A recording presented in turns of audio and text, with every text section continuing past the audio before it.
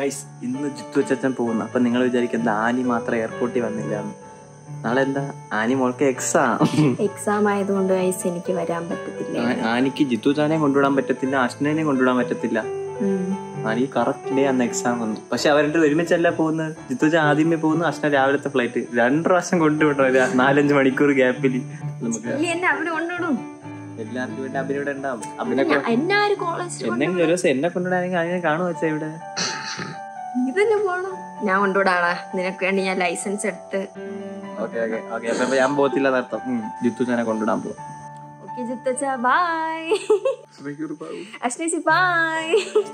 അത്ര വിഷമയില്ല കേട്ടോ. കൊറോണ വന്നൊക്കെ 7 വർഷം പെട്ടെന്ന് വരും കേട്ടോ. അടുത്ത വർഷം ഇടയ്ക്കിടയ്ക്ക് കാണാമല്ലോ. പറയാൻ പറ്റത്തില്ല. ഇപ്പൊ ഡാനി ചാന്റെ കല്യാണോ ആനിയുടെ കല്യാണോ എന്റെ കല്യാണം അവരാരെങ്കിലും കല്യാണം പെട്ടെന്ന്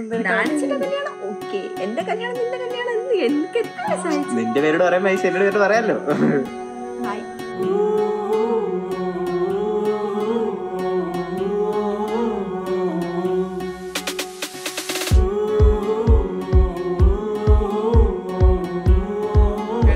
ഞാൻ പോകുന്നു.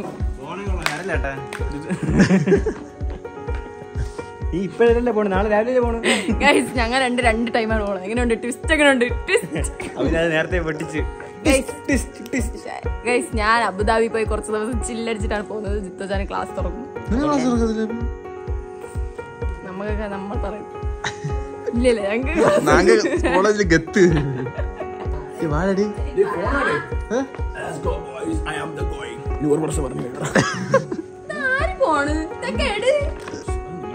ജാക്കറ്റ് എടുത്തില്ല, അവിടത്തെ റെസിഡൻസ് കാർഡ് എടുത്തില്ല, പാസ്പോർട്ട് വരെ എടുത്തില്ല. എന്ന് ഇപ്പൊ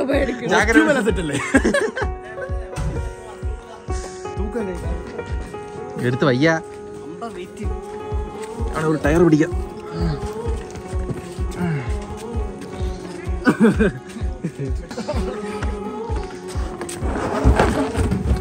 അച്ഛാ ഇത് കയറ്റി എടുക്കാൻ ഭയങ്കര പാടാ. അവനൊറ്റ ഇത് ചെയ്യണില്ലേ? ഏത് കുപ്പി വെച്ചു?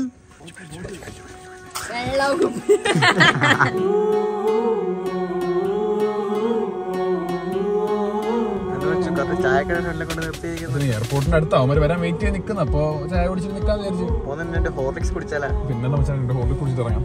അഷ്ടമൊക്കെ എന്താ വേണ്ടേ? അമ്മ ഉറങ്ങിയിരിക്കുന്നു. അമ്മ മര്യാദക്ക് വീട്ടിൽ കിടന്ന് ഉറങ്ങാൻ. മച്ചാൻ പോറാം. ലാസ്റ്റ് ഹോർലിക്സ് അടുത്ത ആഴ്ച പറയും. അടുത്ത വർഷം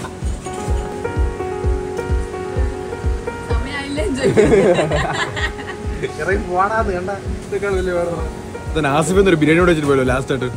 ബൈ ബൈ.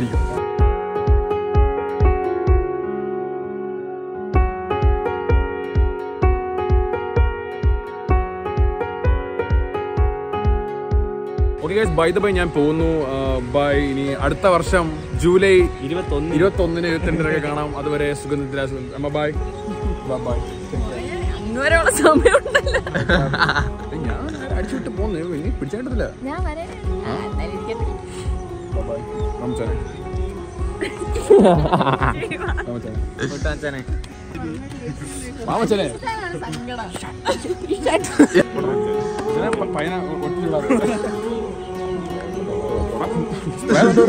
സ്പ്രേ കൊടുത്തിട്ട് പോവാണ്.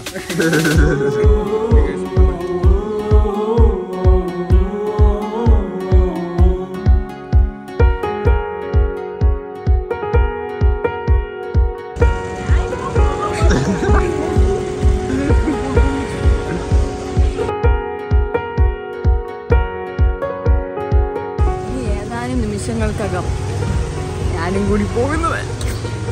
രാവിലെ അമ്മ ഞാൻ പോകും. സങ്കടം കുറച്ച് ബാക്കി വെച്ചിരിക്കണം.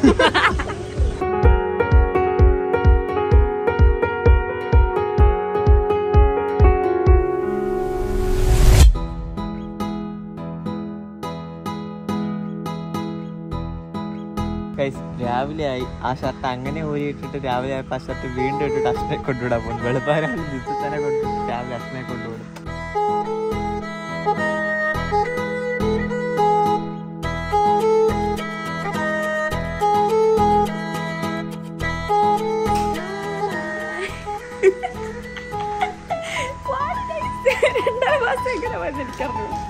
സമയം എത്ര മണി ഫ്ലൈറ്റ്? 1:30 ചുമ്മാ ഇനി രണ്ടുപേരും പോയി കിടന്ന് ഉറങ്ങി എണീക്കണ്ടേ? നീ പെണീറ്റ് നേരെ വരുന്നു, പല്ലുപോലും തേച്ചില്ല.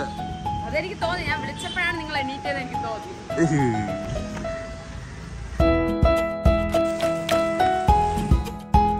എഡ്യൂക്കേഷൻ ലെവൽ എക്സാം കഴിയും നേരെ എയർപോർട്ട്. എക്സാം എഴുതിയ നേരെ.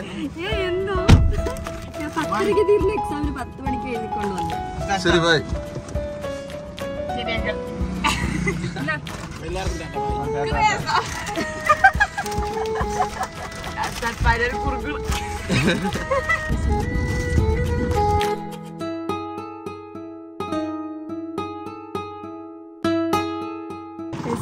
അങ്ങനെ പോകുന്നു. ഫോണില്ലേ കുറച്ച് നേരമായി വന്നിട്ട് ഞങ്ങള് ഫോണില് എന്നെ ലേറ്റ് ആക്കി കൊണ്ട് വന്നിട്ട് അകത്തെല്ലാം സെറ്റ് ചെയ്തിട്ടുണ്ട്. 50 കോള് പോയി കാണും ഇപ്പഴെങ്കിലും. അവര് പോകുമ്പോ മാർക്ക് ചെയ്ത് വെച്ചിരിക്കും. അങ്ങനെ ഇതാക്കാൻ പറ്റത്തില്ല, എന്നാലും പറഞ്ഞിട്ടുണ്ട് അവര് നോക്കാന്നേ പറഞ്ഞോളൂ. നമ്മളെ ആൾക്കാരോട് ഒരു ബൂസ്റ്റ് കവറിൽ ആഗ്രഹം കൊണ്ട് സ്ഥലം ഉണ്ടെങ്കിൽ എന്ന് വിചാരിച്ചിട്ട് ആ ഒരു ബൂസ്റ്റ് പാക്കറ്റ് വാങ്ങിയിട്ടുണ്ട്. അമ്മോ അത് കൊണ്ടുപോവാൻ ആന്റി അത് എടുത്തു വെച്ചോ, ഞങ്ങള് പോകുന്നുണ്ടല്ലോ. ഇവര് ആനിയുടെ കയ്യിൽ കൊടുത്തു. അങ്ങ് വരുമ്പോഴാ ഞാൻ കേറട്ടാ, ഞാൻ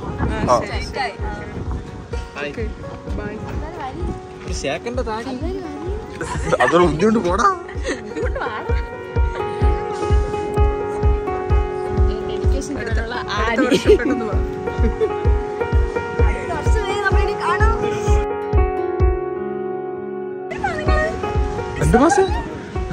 ഡിസംബർ ഞങ്ങൾ പ്ലാൻ ചെയ്തിട്ടുണ്ട്.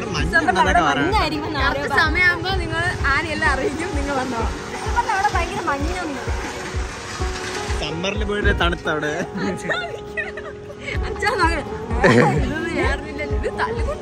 തല്ലുകൂടാ.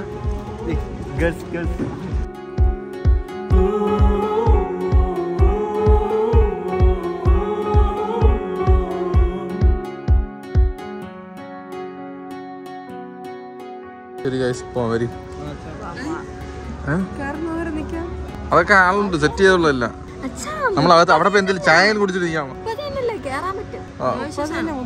നീ കഴിച്ചാ രാവിലെ എന്തെങ്കിലും? നമുക്ക് മുട്ടിട്ട് വന്നാ പോലെ വരി വരി. ഞങ്ങൾ കഴിച്ചില്ല അവിടെ പോയി കഴിക്കാൻ വരി. അങ്ങനെ രണ്ടുപേരും പോയിട്ടുണ്ട്. ഇനി ബാക്ക് ടു ഞാനും ആനയും. ഇനി ഞാൻ ഫുള്ള് സോളോ ട്രിപ്സ് ആയിരിക്കും. അടുത്ത മേഘാലയ, കാശ്മീർ, അടുത്ത ഇവിടെ പോണം, വാരണാസി. മറ്റേ പീക്ക് ടൈമാണ്. ഇല്ല, നീ കോളേജിൽ പോ.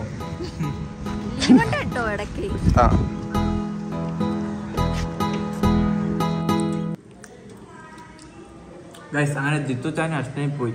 നമ്മൾ വീട്ടിൽ വന്നിട്ട് നല്ല തണുത്ത കഞ്ഞി കുടിക്കുന്നു ഗൈസ്, നല്ല ടേസ്റ്റ്. ഇനി അവരെല്ലാം പോയി നിങ്ങൾ വിഷമിക്കണ്ട ഗൈസ്, ഞാൻ ആനയുണ്ട് പഴയ പവറോടെ പൊളിക്കുക തന്നെ. ഇനി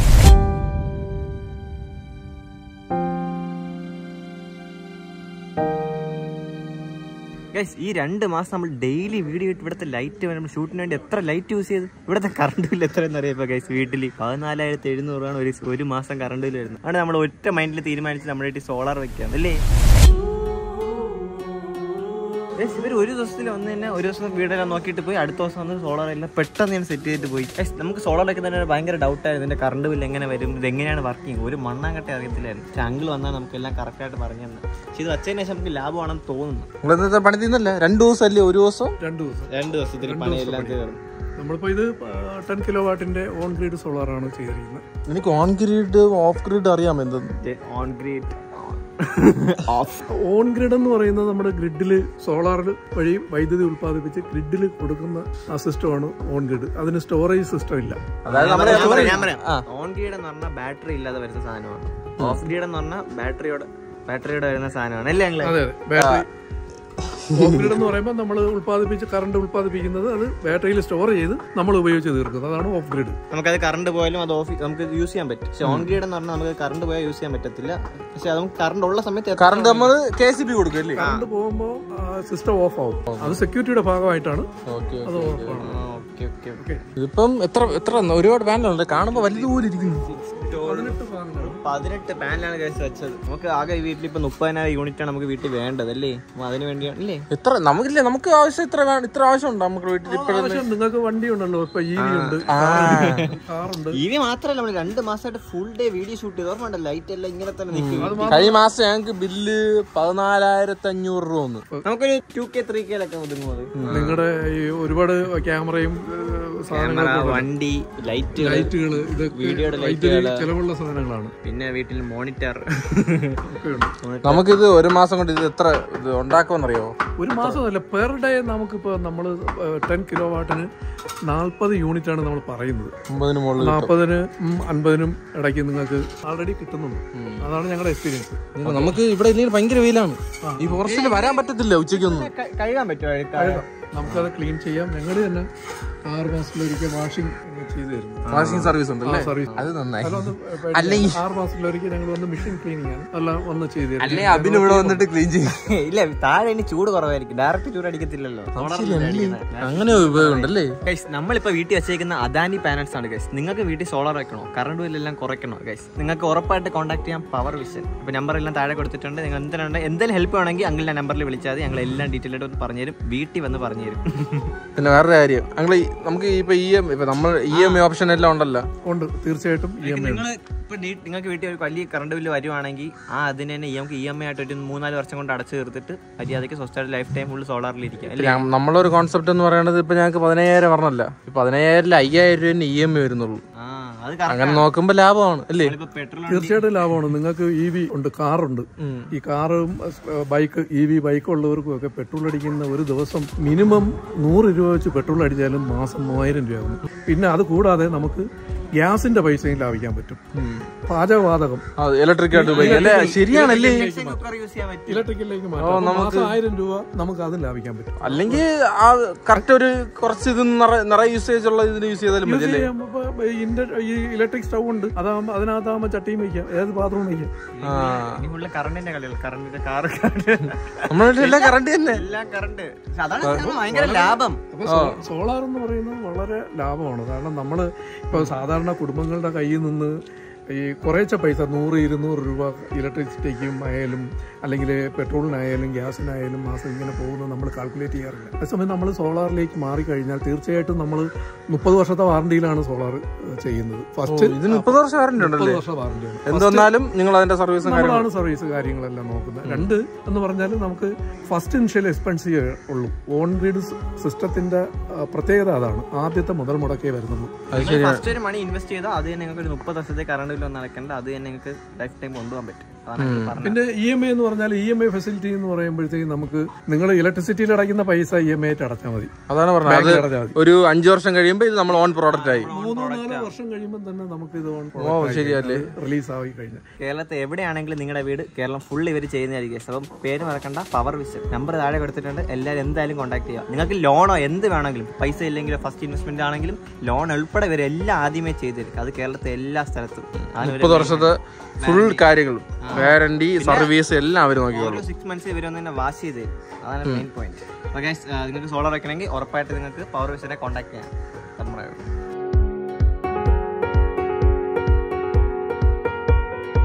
അപ്പൊ അങ്കിൾ നമുക്ക് സോളാറിന്റെ ഫുൾ കാര്യങ്ങൾ ഇപ്പൊ പറഞ്ഞിരിക്കുന്നത് എങ്ങനെയാണ് ഓൺ ചെയ്യുന്നത് full A to Z uncle ഇപ്പൊ നമുക്ക് പറഞ്ഞു തരും. ഫസ്റ്റ് ഏതാണ് അങ്കിൾ ഓൺ ചെയ്യേണ്ടത്? DC ആണ്. DC ഓൺ ചെയ്ത് അത് കഴിഞ്ഞിട്ട് നമ്മുടെ ഈ street on AC street on ആക്കും. അത് കഴിഞ്ഞിട്ട് അത് AC ആണ്. AC ഓൺ ആക്കും. ശരിക്കും പറഞ്ഞാൽ നമ്മള് DC AC ആക്കല്ലേ? അതെ, DC AC ആക്കുന്നതാണ് ഇൻവെർട്ടർ. മനസ്സിലായോ? അത് സ്കൂളിൽ പഠിച്ചപ്പോ അങ്ങനെയൊക്കെ പഠിക്കുന്നത്. DC എന്ന് പറയുന്നത് ബാറ്ററി എന്ന് പറഞ്ഞതാണ്. AC എന്ന് പറയുന്നത് ലൈനിൽ നിന്ന് വരുന്ന കറണ്ട് അല്ലേ? അല്ലേ? ACക്കാണ് ഫോഴ്സ് ഉള്ളത്. അതന്നെ, force is equal to M.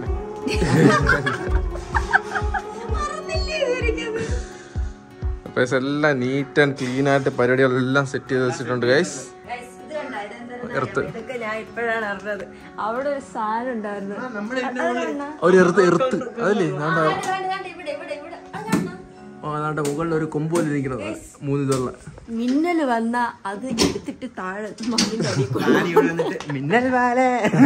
ശരിക്കും സത്യം പറയുന്നത് എനിക്കറിയത്തില്ലായിരുന്നു. ഇത് 3 എണ്ണം ഉണ്ട്. ഇതെന്താ 3 എണ്ണം? അതെ, 3. ഒന്ന് ലൈറ്റ്നിങ് അറസ്റ്റർ ആണ്. അത് ലൈറ്റിംഗ് ഹൗസിന്റെ ഇവിടെയാണ് വന്നിരിക്കുന്നത്. അതൊന്ന് പ്ലാന്റ് എർത്തും ഒന്ന് സിസ്റ്റത്തിന്റെ എർത്തും. ഓ അങ്ങനെ 3 എർത്തുണ്ടല്ലേ? 3 എർത്താണ്. നമുക്കിത് ഫുൾ ചെയ്തെന്ന പവർ വിഷൻ എന്ന് പറഞ്ഞ കമ്പനിയാണ്. നിങ്ങൾ എന്തായാലും താഴെ കോൺടാക്ട് ചെയ്യാൻ നമ്പർ എല്ലാം താഴെ കൊടുത്തിട്ടുണ്ട്.